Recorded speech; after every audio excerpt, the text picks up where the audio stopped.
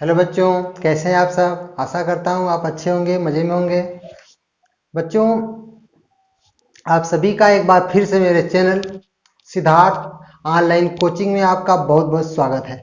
हमारे जो बच्चे मेरे चैनल पर नए हैं वो मेरे चैनल को सब्सक्राइब कर लें और पास वाली बेल आइकन को दबा दें ताकि मेरे चैनल की जो आने वाली जो वीडियो हैं वो आपको सबसे पहले मिल सके। बच्चों, आज मैं शुरू करने वाला हूँ कक्षा 9 का गणित चैप्टर। इस गणित के चैप्टर में कुल 15 इकाइयां हैं। इनमें बच्चों आज मैं स्टार्ट करूंगा इकाई 1, जिसका नाम है संख्या पद्धति। इसी संख्या पद्धति को हम पढ़ेंगे, विधिवत पढ़ेंगे। और पढ़ने से पहले बच्चों मैं बताना चाहूंगा कि इसके पहले हम जड़ तक पहुंचेंगे, जीरो से स्टार्ट करेंगे और तमाम ऐसे इंट्रोडक्शन है, परिचय हैं, उनको मैं बताऊंगा। केवल सवाल लगाने से पूरा नॉलेज नहीं मिलता। जो हमें इंट्रोडक्शन से, जो रूल से, जो नियम हमें मालूम होते हैं वो हमारे जीवन पर्यंत काम आते हैं। चाहे हम एसएससी की परीक्षा दें, चाहे रेलवे की परीक्षा दें, चाहे भविष्य में जो भी कंपटीशन के एग्जाम दें, तो रूल हमें काम आएंगे। सवाल तो लगाना ही, तो रूल जानेंगे तब तो सवाल लगाएंगे ना। तो अब रूल पर विशेष ध्यान देंगे, नियम बताएंगे, परिभाषाएं बताएंगे और उसका आप स्क्रीन शॉट लेकर के नोट सुंदर सुंदर बना सकते हैं। बच्चों, अब जहां कहीं भी हो, घर पर हो, रिश्तेदारी में हो, जब भी आपको मौका मिले जहां है वहीं से पढ़िए। आजकल का जमाना बदल गया है, डिजिटल इंडिया का जमाना है, इसलिए जहां से चाहे तहां से पढ़ सकते हैं। और इस तरह से हम फेस टू फेस हमेशा वीडियो अपलोड करते रहेंगे आपको। और बच्चों, मन लगा के मेरे वीडियो को शुरू से अंत तक देखेंगे तो पूरा समझ में आ जाएगा। तो इत्मीनान से वीडियो को शुरू करते हैं। आइए देखते हैं बच्चों, ठीक है। आते हैं बच्चों, देखिए इकाई 1 संख्या पद्धति और इसके बाद है संख्या से संबंधित कुछ महत्वपूर्ण परिभाषाएं। हम हर चीज जानेंगे। जब चैप्टर का ही नाम है संख्या पद्धति, तो संख्या के बारे में जड़ से हमें जानना चाहिए कि संख्या क्या होती है, कौन कौन संख्या होती है, कैसी होती है, इसका क्या काम है, इस पर सवाल कैसे आते हैं, ये सवाल को कैसे लगाना चाहिए, हर चीज जान जाएं ताकि कोई भी भविष्य में व्यक्ति अगर हमारे सामने कहे कि संख्या पद्धति का सवाल है तो आप निश्चिंत हो जाइए कि हमने तो संख्या पद्धति का हर सवाल पढ़ा है, इसलिए आप पूछ सकते हैं। नो टेंशन रहता है। अधूरा पढ़ेंगे, अधूरी नॉलेज रखेंगे तो पढ़कर भी डरेंगे, लेकिन नहीं, पढ़कर भी एकदम मस्त रहना है, एकदम रेडी रहना है बच्चों। इसी उम्मीद से मैं पढ़ाना शुरू करता हूं आज। तो ठीक है बच्चों, देखते हैं। तो संख्या से संबंधित कुछ महत्वपूर्ण परिभाषाएं, जैसे यहाँ पर है प्राकृतिक संख्याएं किसे कहते हैं। तो बच्चों, प्राकृतिक संख्याएं जिनसे हम वस्तुओं को गिनते हैं, 1 आम, 2 आम, 3 आम, इस तरह से जो 1 2 3 4 5 का जो क्रम आता है यही कहलाता है क्या, प्राकृतिक संख्याएं। इनका दैनिक जीवन में बहुत उपयोग है। तो ही कह रहा है कि जिन वस्तुओं से हम वस्तुओं की गणनाएं करते हैं, या जो संख्याएं हमें वस्तुओं की गणना में काम आती हैं, वही क्या कहलाती हैं, प्राकृतिक संख्याएं। इनको हम n से प्रदर्शित करते हैं। n का मतलब नेचुरल नंबर। तो इस तरह से हो जाता है आपका उदाहरण में 1 2 3 4 5 6 7 8 9 10 अनंत तक। ठीक है, क्लियर हुआ है। ठीक है, अब आते हैं पूर्ण संख्याएं। पूर्ण संख्याएं कोई बहुत बड़ी चीज नहीं है, बस प्राकृतिक संख्या में शून्य को भी अगर शामिल कर लिया जाए तो वह संख्याएं अब एक नए नाम से जानी जाती हैं, उसका नाम है पूर्ण संख्याएं। ठीक है, क्लियर। देखते हैं पूर्ण संख्याएं, जब प्राकृतिक संख्याओं के साथ शून्य को भी सम्मिलित कर लिया जाए तो संख्याएं पूर्ण संख्याएं कहलाती हैं। तो क्लियर हुआ बच्चों। जैसे देखें ये होल नंबर W से दिखा सकते हैं, तो जीरो शुरू हो गया। इसमें देखिए 1 2 3 पहले भी था, इसमें जीरो लगा दिया गया, और जब जीरो शामिल हो गया तब 0 1 2 3 4 अनंत तक। तो ऐसी संख्या क्या कहलाती है, पूर्ण संख्याएं। क्लियर हुआ। आगे बढ़ते हैं। अब उदाहरण हो गया। अब आते हैं पूर्णांक। पूर्णांक का नाम सुने होंगे, लेकिन पूर्णांक होता क्या है दरअसल।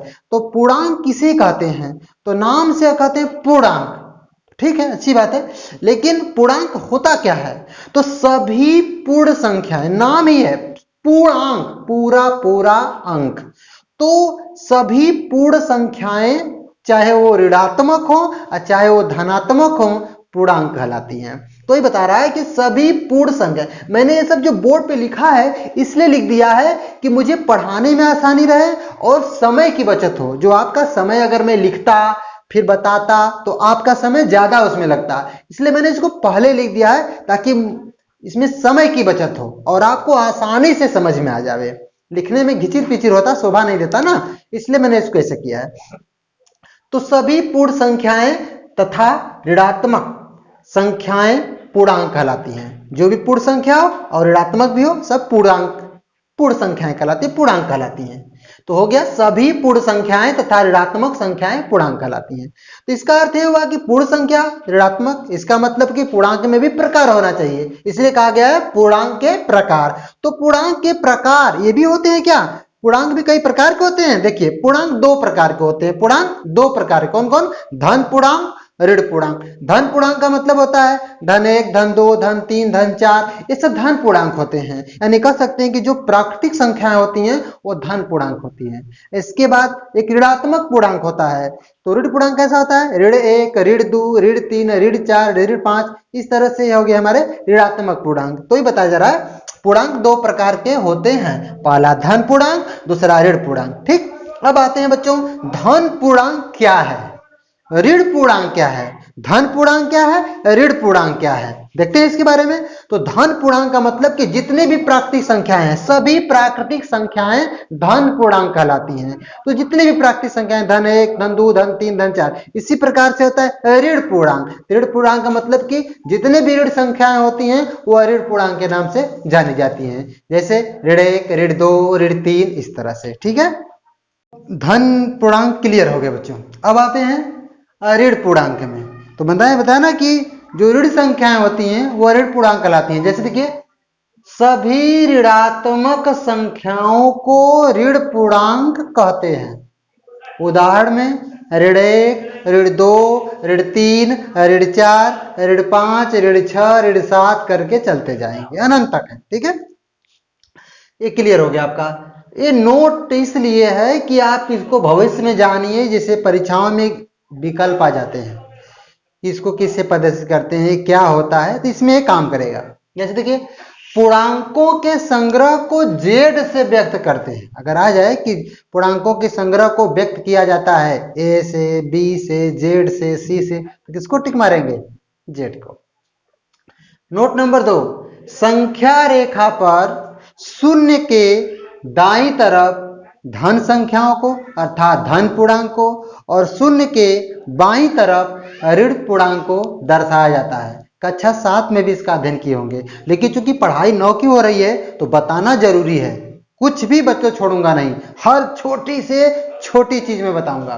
चलिए बढ़ते हैं। तो संख्या रेखा पर शून्य के दाईं ओर के पूर्णांक धन पूर्णांक कहलाते हैं और शून्य के बाईं ओर के पूर्णांक ऋण पूर्णांक कहलाते हैं। परिभाषा तक ही सीमित नहीं है, नीचे मैं यहां बनाया हूं बच्चों ताकि एक भी चीज छूटे ना। ये संख्या रेखा है, ये क्या है बच्चों? इसका नाम है संख्या, ये संख्या रेखा है। और ये संख्या रेखा देखिए यहां पर शून्य है, शून्य के दाहिना हाथ है मेरा ये, तो दाईं तरफ जाएंगे तो धन 1, धन 2, धन 3, धन 4, ये धन पूर्णांक होते हैं। और बाईं तरफ जब जाएंगे तो ऋण पूर्णांक, ऋण 1, ऋण 2, ऋण 3, ऋण 4, ऐसे होता है। इसको जानना चाहिए हमें। और बात जाननी चाहिए हमें कि जीरो के जब दाहिनी तरफ जाते हैं तो ये अंकों का मान बढ़ता है। जैसे 1, 2, 3, 4, 1 से बड़ा 2, 2 से बड़ा 3, 3 से बड़ा 4, 4 से बड़ा 5, 5 से बड़ा 6। लेकिन इसके ठीक ये उल्टा होता है, ये हमें जानना चाहिए। हर जगह लिखूंगा हर चीज तो ठीक नहीं है, ये जान लीजिए आप। जीरो के जब इधर आएंगे तो ये अंक छोटे होते जाते हैं। जैसे 0 है तो 0 से छोटा ऋण 1, 1 से छोटा ऋण 2, ऋण 2 से छोटा ऋण 3, ऋण 4 से छोटा ऋण 5, ऋण 5 से छोटा ऋण 6, ऋण 6 से छोटा ऋण 7, ऐसे चलता है। जैसे आपसे पूछा जाए कि ऋण 100 बड़ा है कि ऋण 2, तो कौन बड़ा है? ऋण 2 बड़ा है और ऋण 100 छोटा है। मगर अगर ऋण को हटा दिया जाए, अब पूछा जाए कि 2 बड़ा है कि 100, तब 100 बड़ा होगा और 2 छोटा होगा। यह खास बात थी। चलिए अब आते हैं और संख्याओं के बारे में। सम संख्या, तो सम संख्या पढ़े होंगे फिर भी बताना पड़ता है, पूरा कोर्स चूंकि संख्या पद्धति का है।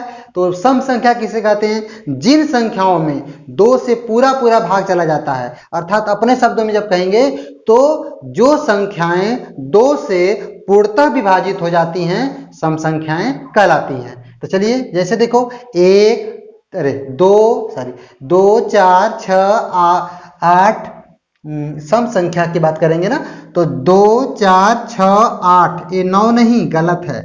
तो 2 4 6 8 10 12 14 16 18 20 22, इस तरह से ये सब क्या आ जाएंगे, सम संख्याएं। अच्छा, क्लियर हो गया। तो विषम संख्या में आते हैं, सेम इसी का उल्टा। इसमें दो जो संख्याएं 2 से पूर्णतः विभाजित होती हैं, और इसमें जो संख्याएं 2 से पूर्णतः विभाजित नहीं होती हैं, विषम संख्याएं कहलाती हैं। सीधा सीधा, तो जो संख्याएं 2 से पूर्णतः विभाजित नहीं होती हैं या 2 से विभाजित नहीं होती, विषम संख्याएं कहलाती हैं। जैसे देखेंगे तो 3 2 से भाग नहीं जाएगा, 2 के 2 2 3 5 7 9 11 13 15 17 19 21 23 25 27 29 31 33, इस तरह से बढ़ते जाएंगे, ये भी अनंत तक हैं। फिर आते हैं आपके अगला। अब हमारा विषम संख्या भी क्लियर हो गया है। तो इस तरह से एकदम एक एक चीज हम क्लियर करते जाएंगे, एक एक करके एकदम विधिवत, क्योंकि इसी हमारे इस परिचय में जान है। अगर ये मजबूत है तो सवाल तो आएगा, हमें संख्याओं का पूरा ज्ञान होना चाहिए, इसलिए हम एक एक टॉपिक पर हम डिस्कस करेंगे। अब आते हैं भाज्य संख्याएं। भाज्य संख्याएं का मतलब होता है कि जिन संख्याओं में हम किसी संख्या का भाग दें और कट जाए तो पूर्णतः विभाजित होता है, तो उसे हम भाज्य कहते हैं। जैसे देखते हैं, तो जैसे 2 चौके 8, 3 5 15, ये पढ़ने पर वो संख्याएं कट जा रही हैं, तो ये भाज्य कहलाती है। लेकिन किताब के नजरिए से, लिखने के नजरिए से, एग्जाम के नजरिए से थोड़ा सा अंतर होता है। क्या अंतर होता है, देखते हैं। जो संख्याएं एक और स्वयं के अलावा अन्य संख्याओं से भी विभाजित हो जाती हैं, भाज्य संख्याएं कहलाती हैं। मतलब एक से तो कट ही रहा है, स्वयं से तो कट ही रहा है, लेकिन अन्य संख्या से भी कटना चाहिए, तब भाज्य होगा। जैसे देखिए, अब देखा जैसे 4 है, मान लीजिए, तो 4 शर्त है भाज्य में कि एक से भी कटे, स्वयं से भी कटे और अन्य से भी कटे, तब भाज्य होगा। जैसे कि देखिए, 4 का अगर भागा देना, 1 का भागा दे, तो 1 चौके 4, किससे कटा, 1 से विभाजित हुआ। यही 4 स्वयं से भी कटे, तो 4 एकम 4, तो भी कट गया। 1 से भी कटे, स्वयं से भी कटे और किसी अन्य से भी कटे, तब भाज्य कहेंगे। जैसे देखिए, अब इस 4 में चाहे तो 2 से भाग दे दें, तो 2 दूनी के 4, कट गया। तो 1 से कटे, अपने आप से कटे और अन्य से कटे, तब क्या कहलाएगा, भाज्य कहलाएगा। जैसे 4 6 8 9 10 12 14 15 16 18 20 21 इत्यादि। कैसे, ये 6 जो है 1 से भी कटेगा, अपने आप से भी कटेगा, 2 से भी कटेगा, 2 3 6, 3 से भी कटेगा, 3 दूनी 6, 8 जो है 1 से भी कटेगा, 8 से विभाजित होगा और 4 से विभाजित होगा, 4 दूनी के 8। इस तरह से सभी संख्याएं, ठीक है, क्लियर। अब आते हैं अभाज्य संख्याएं। अभाज्य संख्या में क्या होता है कि वह केवल विभाजित हो तो केवल 1 से विभाजित हो, वो अपने आप से विभाजित हो, लेकिन एक बाद किसी अन्य संख्याओं से विभाजित नहीं हो, तो क्या कहलाएगी, अभाज्य संख्या। समझ में आई। 1 से विभाजित हो, अपने आप से विभाजित हो, लेकिन अन्य से विभाजित न हो, तो अभाज्य संख्या है। तो जो संख्याएं एक और स्वयं के अलावा किसी अन्य संख्याओं से भाज्य न हो, अभाज्य संख्याएं कहलाती हैं। जैसे 2 किससे कटेगा, 2 या तो 1 से कटेगा या तो स्वयं से कटेगा। देखो, 1 दूनी 2 या तो 2 एकम 2, अब काटेंगे अन्य संख्या लेंगे तो नहीं। 3 भी वही हाल है, 1 त्याइन 3 तो भी, 3 एकम 3 तो भी, लेकिन इसके बाद संख्या नहीं कट पाएगी। उसी तरह 5 होता है, 5 में क्या का भाग जाएगा, 1 का, 1 5 5, या 5 में स्वयं 5 का भाग जाएगा, 5 एकम 5, लेकिन अन्य का नहीं। उसी प्रकार से 7 है, 11 है, 13 है, इस तरह से दिखा देता हूं व्याख्या करके। जैसे ये आपका 5 है, तो 5 में 1 का भागा देंगे तो भी कटेगा, और अगर हम 5 में स्वयं का भागा 5 का देंगे, देखिए 1 5 5 कट जाएगा, या 5 एकम 5 कटेगा, लेकिन अन्य संख्या का भाग देना चाहें तो नहीं दे पाएंगे, इसलिए अभाज्य संख्या है सब। आगे बढ़ते हैं, परिमेय संख्या।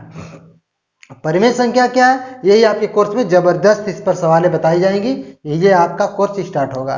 लेकिन आगे बढ़ते हैं बच्चों, कैसे परिमेय संख्या किससे कहते हैं, जिन संख्याओं को अंश बटे हर के रूप में लिखा जाता है तो परिमेय संख्या कहलाती हैं। ये तो बात हुई परिभाषा की, लेकिन इसमें बहुत जबरदस्त तथ्य होते हैं, जबरदस्त तथ्य होते हैं। उन तथ्यों को बताऊंगा, उस पर विकल्प आते हैं अच्छे अच्छे कंपटीशन में, जो है कि सवाल पूछे जाते हैं। तो देखिए, परिमेय संख्याएं वे सभी संख्याएं जिन्हें p बटे q के रूप में, यानी अंश बटे हर के रूप में व्यक्त किया जा सकता है, परिमेय संख्या कहलाती हैं। लेकिन शर्त क्या है, जहां q नॉट इक्वल टू 0, मतलब हर का मान कभी भी शून्य नहीं होना चाहिए, तो परिमेय संख्याएं कहलाती हैं। जैसे इसको भी तनी से समझ लेते हैं बढ़िया से।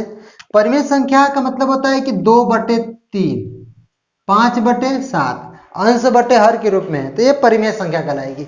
केवल अगर मैंने लिख दिया 5 तो परिमेय कहलाएगी कि नहीं? बिल्कुल कहलाएगी, क्योंकि किसी भी संख्या के बटे हमेशा 1 माना जाता है। अगर यहाँ पर हम 10 कर दें तो बटे 1 माना जाता है, इसलिए 10 भी क्या हो गई? परिमेय संख्या। अगर बच्चों अगर शून्य है तो क्या है? परिमेय। क्या परिमेय? यह भी परिमेय है। क्यों परिमेय है? क्योंकि इसके बटे क्या माना जाता है? 1।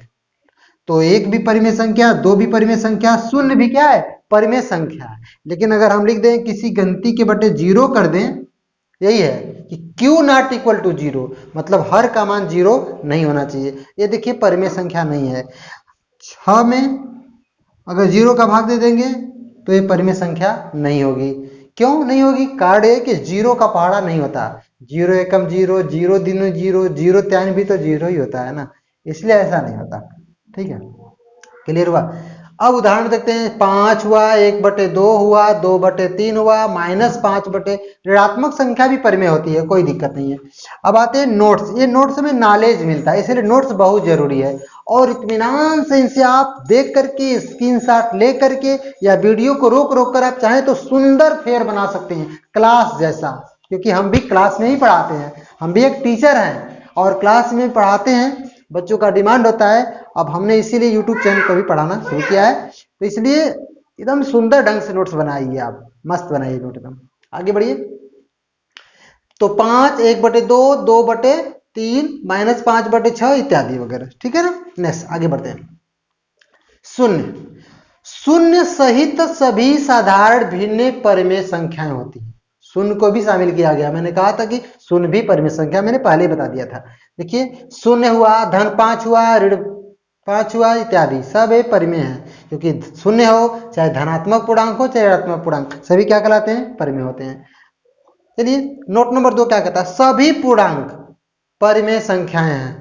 मतलब जितने भी पूर्णांक होते हैं वो परिमेय संख्या। पूर्णांक मतलब धन पूर्णांक हो चाहे ऋण पूर्णांक हो। चलिए, सभी पूर्णांक यानी धन पूर्णांक चाहे ऋण पूर्णांक परिमेय संख्या। जैसे -3, -2, -1, 0, 1, 2, 3 इत्यादि सब परिमेय संख्या है।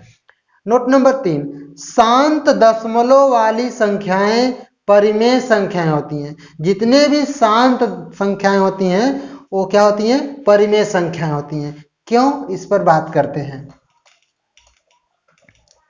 कहता है कि शांत दशमलव वाली संख्याएं परिमेय। कैसे परिमेय होती हैं? देखो बच्चों, बात यह है कि अब पूछा जाए कि 1/2 परिमेय है कि अपरिमेय? तो परिमेय है, सही बात है। अगर इसके मान की बात करें तो हम 1 में अगर 2 का भागा देंगे तो 2 भाग नहीं जाएगा, तो 0.2 5 10 कट गया, तो कितना आया? 0.5। यानी दशमलव के बाद अंक आकर के शांत हो गया, भाग नहीं जाएगा। तो ऐसे दशमलव वालों को शांत दशमलव कहते हैं। तो जब ये 1/2 परिमेय है तो इसका मान है 0.5, यह भी तो परिमेय होगा। इसलिए शांत दशमलव क्या होता है? परिमेय होता है। यही कारण है, इसलिए हम कह सकते हैं कि 0.2 परिमेय है, 0.15 भी परिमेय है, ये सब परिमेय है। ठीक है बच्चों, अब आगे आते हैं, देखते हैं। तो अब नोट बच्चों नंबर 4 भी क्लियर हो गया, अब 5 भी क्लियर हो गया। अब आते हैं नोट नंबर 6 पर। सब स्पेशल चीजें हैं, इन्हें हमें जानना चाहिए। एक साधारण बच्चे में और प्रतिभावान बच्चे में ही थोड़ा फर्क होता है कि हम छोटे से छोटे तथ्य को जानें। नोट नंबर 6, जो संख्याएं अशांत दशमलव रूप में होती हैं, अशांत दशमलव रूप में होती हैं, परंतु उनके दशमलव प्रसार आवर्ती हों, तो परिमेय संख्याएं कहलाती हैं।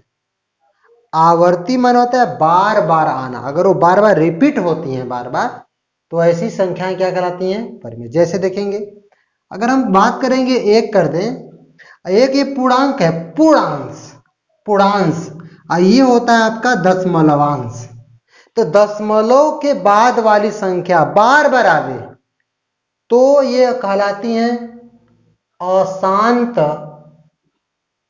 आवर्ती। जो संख्याएं अशांत दशमलव रूप में होती हैं, दशमलव रूप अशांत होगा, बार बार आएगा, लेकिन आवर्ती होगा, मतलब वो दशमलव के बाद वाला अंक भी बार बार आएगा, तो ऐसी संख्याएं क्या कहलाती हैं? परिमेय। देख लेते हैं कैसे। दशमलव 2 2 2 2 2 2 2 2, ये बार बार आ रहा है, कब तक जाएगा? अनंत तक। तो ऐसे संख्याओं को परिमेय संख्या कहते हैं। क्यों? क्योंकि ये p बटे के क्यूब में रूप में लिखी जा सकती हैं।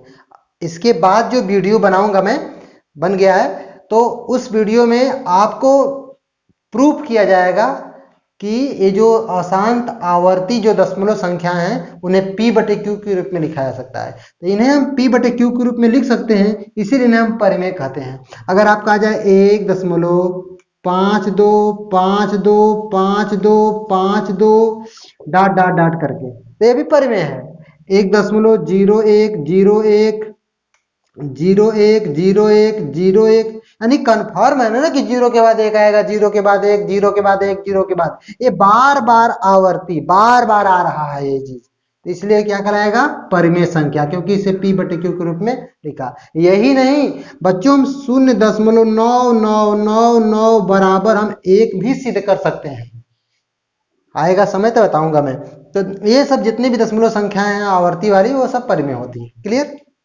चलिए अब आते हैं, जैसे दशमलव के बाद 2 डॉट डॉट अनंत तक, ये परिमेय है। 3.2525, देखिए 25 का पुनरावृत्ति हो रहा है। देखिए जैसे कि 3.25 होता है ना, ये जो 25 बता रहा है अनंत तक, इसको हम ऐसे भी लिख लेते हैं, 3.25 बार लगा देते हैं। इसका अर्थ हुआ कि 2.5 बार बार रिपीट होता है, इसका यह अर्थ होता है। आगे वीडियो में बताया जाएगा। तो चलिए ये आपको देखिए दशमलव 235 235 235 235, तो ये सब क्या है? परिमेय है। अब आते हैं अपरिमेय। अपरिमेय एकदम अलग है इससे, देखिए कैसे। जिन संख्याओं का दशमलव प्रसार अशांत, यह भी अशांत था, यह भी अशांत, दोनों में गुण है, अशांत और अनावर्ती हो, ये क्या था?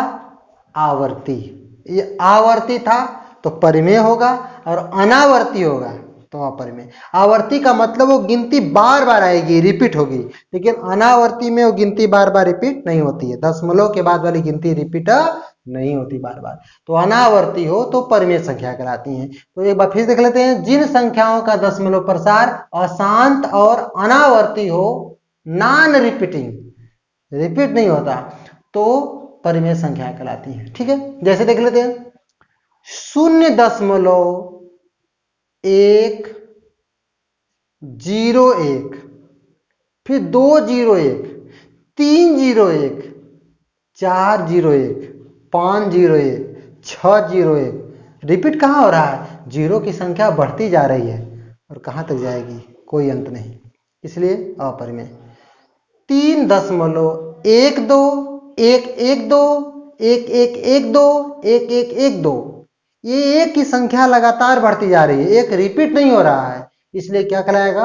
अपरिमेय संख्या। अब बच्चों हम इसके बाद हमने रूल सीखा, परिचय सीखा, प्रस्तावना सीखा। इसके बाद अगले वीडियो में अब इन्हीं रूल पर, इन्हीं परिचय पर, अब जो मोस्ट इंपॉर्टेंट जो सवालें हैं अभ्यास आरंभ करने से पहले की, अगर उन्हें हम ध्यान से पढ़ लेंगे, समझ लेंगे, तो अभ्यास को हम चुटकी बजा के हल कर सकते हैं। ठीक है बच्चों।